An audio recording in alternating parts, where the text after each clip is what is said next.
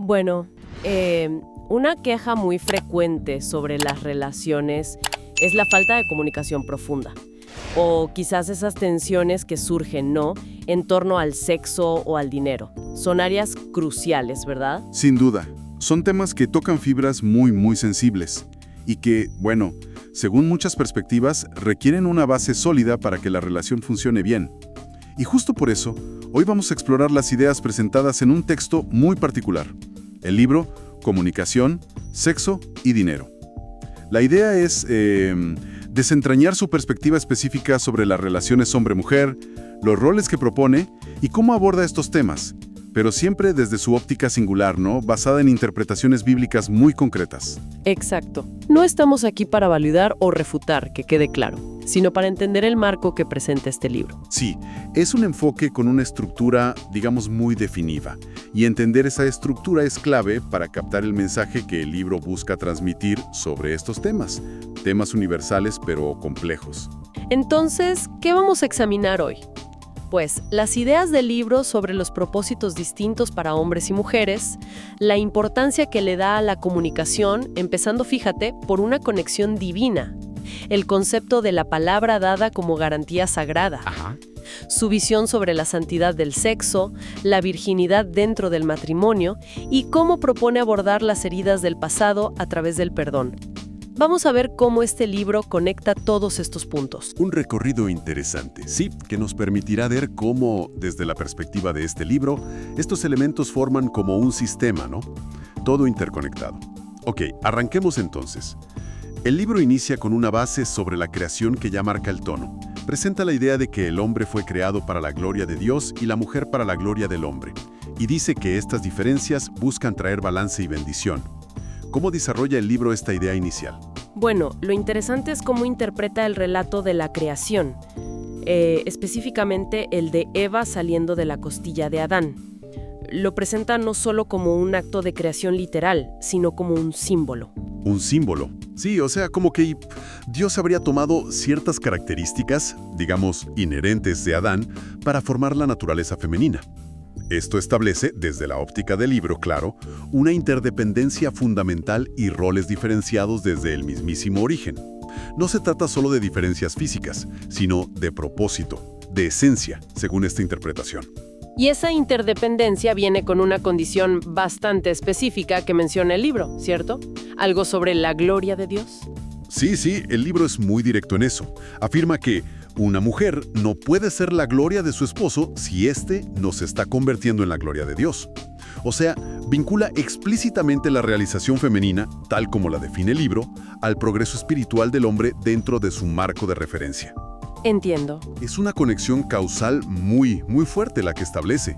Y además, sugiere que las vías para alcanzar la satisfacción personal son distintas, diferentes para hombres y para mujeres, según su naturaleza inherente, tal como la describe el propio libro. ¿Podrías detallar un poquito más esas vías de satisfacción, las que propone el libro? Claro. Según la visión que presenta el libro, la satisfacción, digamos, fundamental del hombre se encontraría en su trabajo y en lo que llama el proceso reproductivo, pero entendido de forma amplia, ¿eh? Ajá. ¿Cómo sería eso? No solo tener hijos, sino ver frutos en su labor. Pone ejemplos como, no sé, la cosecha para el agricultor, las ventas cerradas para un vendedor o incluso las almas salvadas para un predicador. Es una satisfacción ligada al hacer, al producir, a ver resultados tangibles de su esfuerzo. ¿Y para la mujer, según el libro, cuál sería su vía? Bueno, para la mujer, el libro argumenta que su diseño, su creación, apuntan a una satisfacción encontrada en ser hermosa, deseada y amada. La fuente de su realización primaria, según esta perspectiva, estaría más en el ser, ¿sabes? Y en la conexión relacional, en sentirse valorada y cuidada dentro de la estructura familiar y de pareja que el mismo libro define. Es importante recordar que estamos describiendo la perspectiva específica de este texto, claro. Entendido, sí. Y en este contexto, el libro cita 1 Pedro 3:7, ese pasaje que instruye al esposo a vivir con su esposa, sabiamente, dando honor a la mujer como a vaso más frágil y como a coherederas de la gracia de la vida. Es interesante cómo usa el libro esa cita, ¿no? porque combina la idea de fragilidad con la de ser coherederas. Exactamente. Dentro del argumento del libro, esa cita se usa para reforzar su visión de roles distintos, pero con una responsabilidad mutua que es crucial. La mención de vaso más frágil se interpreta en el libro para enfatizar una necesidad de cuidado, de protección específica por parte del hombre. Claro. Mientras que el término coherederas subraya, según el texto, una igualdad espiritual fundamental ante Dios. El libro usa esta combinación para pintar un cuadro de complementariedad, pero con jerarquías funcionales específicas dentro de la relación matrimonial, siempre bajo su interpretación particular, por supuesto. Ahora, pasemos a la comunicación, que es central, está en el título del libro. Y aquí propone una idea quizás menos convencional, que la buena comunicación no empieza entre las personas, ¿no? Sino con Dios. Hace referencia a la parábola del sembrador para ilustrar cómo fuerzas negativas, que el libro identifica explícitamente como Satanás, intentan robar la palabra divina. ¿Qué conexión establece el libro entre esta comunicación vertical con lo divino y la comunicación horizontal, entre pareja, por ejemplo? Pues mira, el libro traza una conexión directa, indispensable. Describe la oración, esa comunicación con Dios, no simplemente como pedir cosas, sino como un acto con muchas facetas. Es reconocer la autoridad divina, es ejercitar la fe personal, es tomar dominio sobre las circunstancias adversas y, fundamentalmente, es someter la propia voluntad a la voluntad divina que uno percibe. Vaya, el libro llega a afirmar, de manera muy gráfica, algo como: Satanás se ríe de los deseos de los cristianos, pero tiembla a sus intercesiones. La intercesión se presenta como una comunicación activa y poderosa. Esa es una declaración fuerte que presenta el libro, sin duda. ¿Y cómo vincula esa fuerza de la comunicación divina con la palabra que nos damos entre nosotros, entre humanos? Lo vincula a través de un principio que es central, que recorre varias secciones del libro. Tu palabra es tu garantía. Tu palabra es tu garantía. Exacto. La idea es que la integridad y el compromiso que una persona demuestra en su comunicación y promesas a Dios, pues se reflejan directamente en la fiabilidad de su palabra con los demás.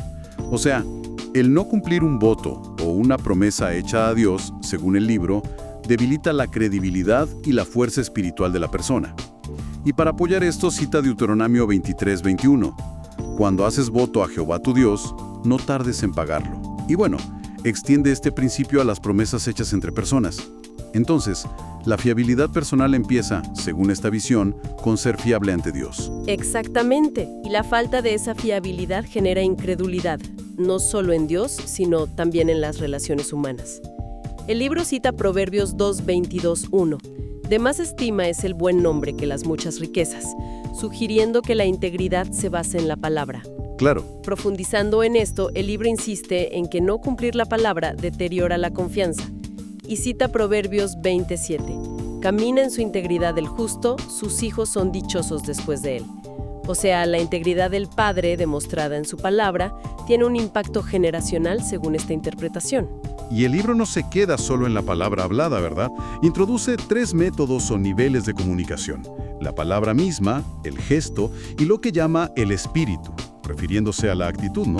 A la disposición del corazón. Para esto último referencia a Lucas 6:45. De la abundancia del corazón habla la boca. ¿Cómo explica el libro la interacción entre estos 3? Pues los presenta como capas, como niveles interconectados. La palabra verbal es fundamental, claro, pero necesita ser coherente con la actitud interna, con el espíritu, y además ser confirmada por acciones concretas, los gestos. Tiene sentido. No basta con decir te amo si la actitud es de desprecio o si no hay acciones que respalden esa palabra. ¿Se entiende? La actitud, según el libro, revela lo que realmente hay en el corazón, más allá de las palabras. Y por supuesto, subraya la importancia de la escucha activa, citando Santiago 1:19. Todo hombre sea pronto para oír, tardo para hablar, tardo para airarse. Escuchar bien es parte esencial de esa comunicación integral que propone. Hablando de gestos, ¿cómo los ve el libro en relación a la palabra? ¿Son como una prueba? Exacto. Los gestos, que pueden ser regalos, afecto físico, actos de servicio, son vistos en el libro como la confirmación tangible de la palabra. Son las obras que, según la perspectiva del libro, validan la fe expresada verbalmente. Ajá. Aquí hace una conexión con Santiago 2:17. Así también la fe, si no tiene obras, es muerta en sí misma. Un te quiero sin demostraciones de afecto o cuidado sería, bajo esta óptica, una palabra vacía, una fe muerta, por así decirlo. Ya veo. Y el libro también sugiere algo interesante, que las carencias afectivas en la niñez, la falta de esos gestos de amor pueden impactar negativamente la capacidad de una persona para dar y recibir amor de manera saludable en la edad adulta, afectando su habilidad para comunicarse en estos 3 niveles. Entendido. Entonces, para el libro, una comunicación que sea verdaderamente efectiva, creíble, requiere esta alineación total entre lo que se dice, lo que se hace y la actitud interna. Una coherencia completa. Precisamente. Esa es la base comunicacional que el libro establece antes de meterse de lleno en los temas del amor y el sexo en el matrimonio. La integridad de la comunicación, arraigada en la relación con Dios y manifestada en todos los niveles, es presentada como el prerequisito indispensable. Bien, hablemos entonces de amor y sexo según este libro. Hace una distinción muy clara entre lo que define como amor y lo que define como lujuria. ¿Puedes recordarnos esas definiciones que da el libro? Sí, claro. El libro define el amor como algo que busca beneficiar al otro aún a expensas de sí mismo. O sea, un acto de dar, de sacrificio personal. Ok. En contraste, define la lujuria como aquello que busca beneficiarse a sí mismo aún a expensas de otro, centrado totalmente en la propia gratificación. Es una dicotomía moral muy marcada la que plantea. Y a partir de esta definición de amor, propone lo que llama 3 provisiones del amor, que son identidad con Cristo, seguridad basada en la fe y estabilidad basada en principios. Y curiosamente, luego dice que son 3 cosas que un hombre específicamente debe proveer en el matrimonio: identidad, seguridad y estabilidad. ¿Cuáles son las implicaciones de esto según la argumentación del libro?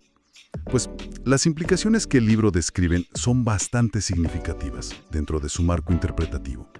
Sostiene que la seguridad emocional y existencial de una mujer reside primordialmente en su esposo, no tanto en posesiones materiales o estatus, fíjate.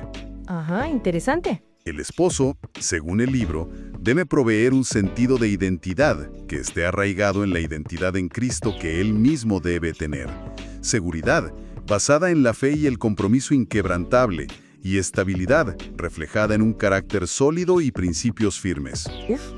Parece una responsabilidad muy grande la que el libro asigna al hombre en este aspecto. Sin duda. Y el libro conecta directamente la estabilidad del carácter del hombre, que, insiste, es producto de su relación personal con Dios, con el bienestar e incluso la normalidad de los hijos. Vuelve a citar Proverbios 20.7.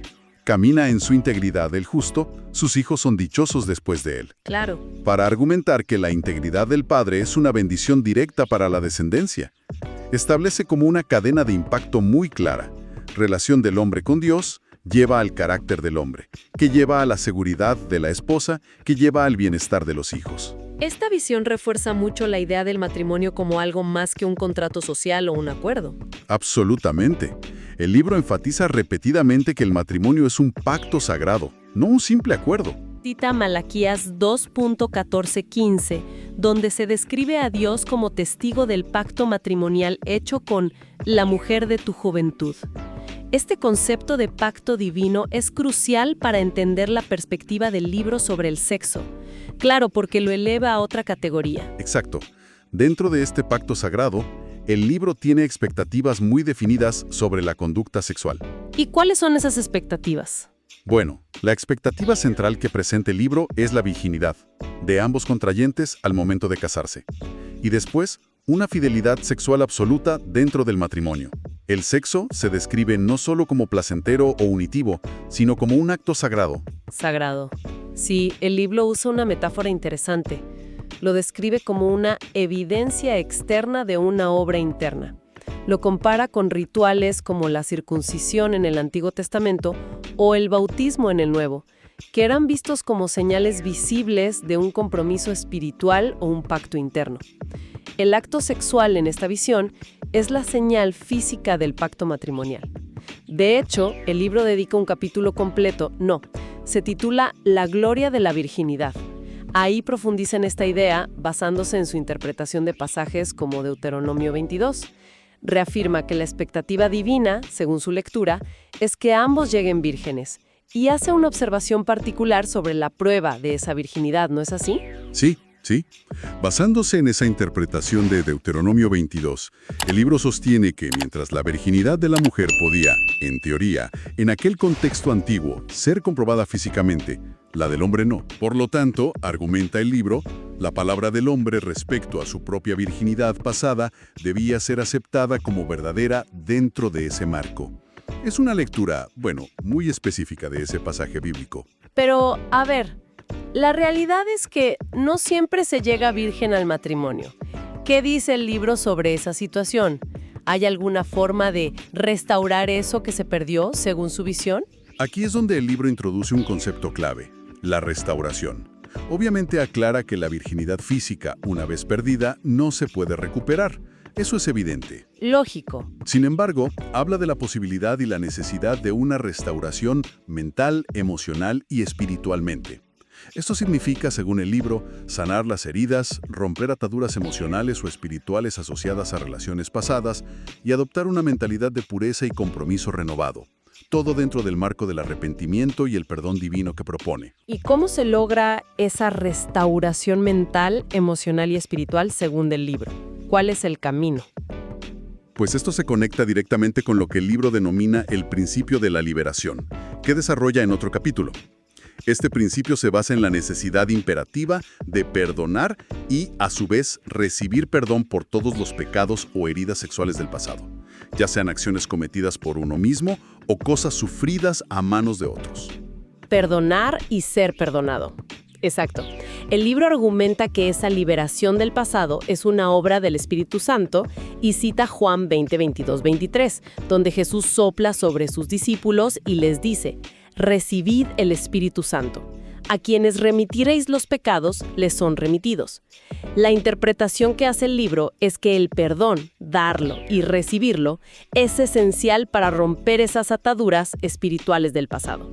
Entonces el perdón es como la llave para esa restauración emocional y espiritual que menciona el libro. Exactamente. El libro sostiene que la falta de perdón, ya sea hacia otros o hacia uno mismo, por errores pasados, crea bloqueos, crea ataduras que impiden vivir la plenitud del pacto matrimonial como lo concibe. Y en este contexto, también aborda específicamente la pornografía. Ah, sí. La califica, desde su perspectiva, como una falsificación de la intimidad, diseñada, dice el libro, por Satanás para corromper la visión sagrada del sexo. Sin embargo, a pesar de todas estas advertencias y requisitos, el libro insiste en que, dentro del pacto matrimonial y bajo sus condiciones, el sexo es algo bueno, hermoso y santo. Cita Hebreos 13:4, «Honroso sea en todos el matrimonio y el lecho sin mancilla». Muy bien, creo que hemos recorrido los puntos principales. Si tratamos de sintetizar, de juntar todo esto, ¿cuáles serían los pilares de la visión que presenta el libro Comunicación, Sexo y Dinero? A ver, si destilamos la esencia de lo que hemos explorado, vemos una visión del mundo muy estructurada y coherente internamente, aunque basada, claro, en premisas teológicas específicas. Primero, establece roles diferenciados para hombre y mujer, que considera diseñados por Dios, profundamente interconectados, y cuya realización depende, según el libro, de una correcta relación vertical con Dios, particularmente en el caso del hombre. Ok, primer pilar, roles y conexión divina. Segundo, eleva la comunicación a un pilar fundamental, pero la ancla primero en la comunicación con Dios y en la integridad absoluta de la palabra dada. Esa palabra que se considera una garantía sagrada. La comunicación humana efectiva, digamos, deriva de esta base espiritual y ética. Comunicación basada en integridad y espiritualidad. Y tercero, presenta el amor, el sexo y el matrimonio no como contratos sociales, sino como un pacto sagrado ante Dios, con responsabilidades y expectativas muy claras. Esto incluye la pureza sexual, virginidad antes, fidelidad después, como ideal divino, y el perdón como mecanismo indispensable para la restauración cuando ese ideal se ha roto. Es como si el libro describiera un sistema integral, ¿no? Donde la conexión espiritual individual, la integridad personal, la comunicación y la dinámica de pareja están inseparablemente unidas. Como que un cambio o una falla en un área repercute sí o sí en las otras. Precisamente. Eso es, lo que resulta particularmente destacable es cómo el libro Comunicación, Sexo y Dinero utiliza su marco interpretativo, que deriva de lecturas bíblicas específicas, para ofrecer respuestas y directrices muy concretas sobre estas áreas tan vitales y a menudo tan conflictivas de la vida humana. Sí. La conexión que establece entre la relación individual con Dios, tal como el libro la entiende, claro, y la calidad resultante de las relaciones humanas, sobre todo el matrimonio, es constante y central en su argumentación. Y un tema recurrente es ese efecto dominó que, según esta visión, tiene el cambio personal y la integridad, especialmente la del hombre, sobre toda la estructura familiar.